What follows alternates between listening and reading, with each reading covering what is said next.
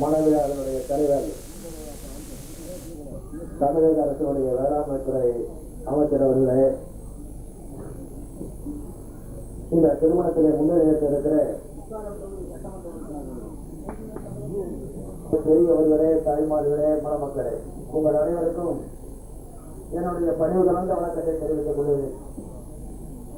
இந்த இடம் நம்முடைய வேளாண்மை துறை அமைச்சர் அவர்கள்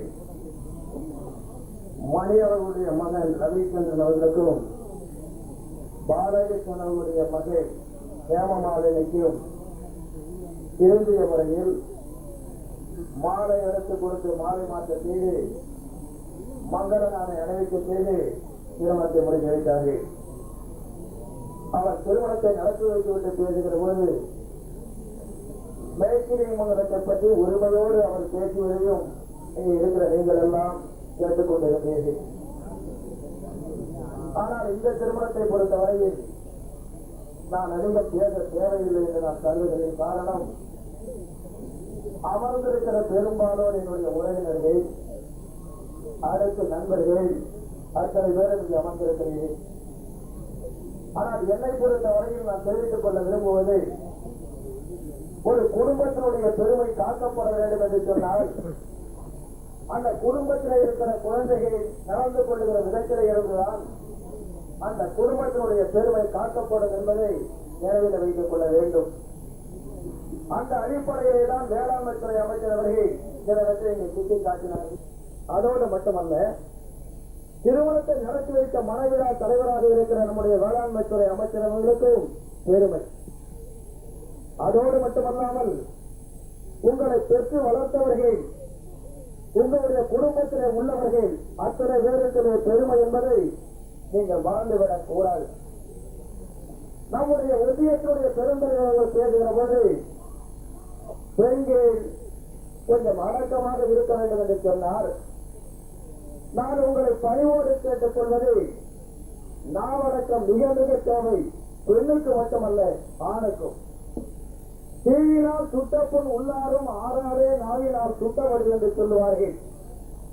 பேசுகிற வார்த்தை இருக்கிறது. இந்த வார்த்தை நெருப்பு சுட்டால் கூட ஆறிவிடும்.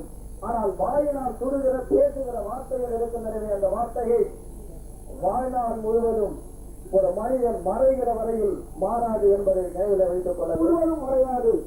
அதற்கு உதாரணமாக அடக்க உணர்வோடு நடந்து கொள்ள வேண்டும் என்று நான் வந்திருக்கிற அன்பு சகோதரிகளை, அன்பு நண்பர்களை இந்த நேரத்தில் நான் பணிவோடு கேட்டுக் கொள்கிறேன். அதே நேரத்தில் ஒன்றியத்துடைய பெருந்தலைவர் என்று சொன்னார், தன்னுடைய பெண்ணுக்கே நான் அறிவுரை கூறியதாக சொன்னார். அவர் சொல்லுகிற போது அவருடைய பெண் குழந்தைகள், 2 குழந்தைகளும் ஏதோ கொஞ்சம் வாயும் நாவடக்கம் இல்லாமல் பேசக்கூடிய பெண்கள் என்று நினைப்பது போல அவருடைய பேச்சு அமைந்தது. என்று பேசாத பெண்கள், அடக்க உணர்வோடு வாழ்ந்து கொண்டிருக்கக்கூடிய பெண்கள். இருந்தாலும் அவர் சொல்லுகிற போது உதாரணத்துக்காக தன்னுடைய குடும்பத்தை பற்றி சொன்னார்.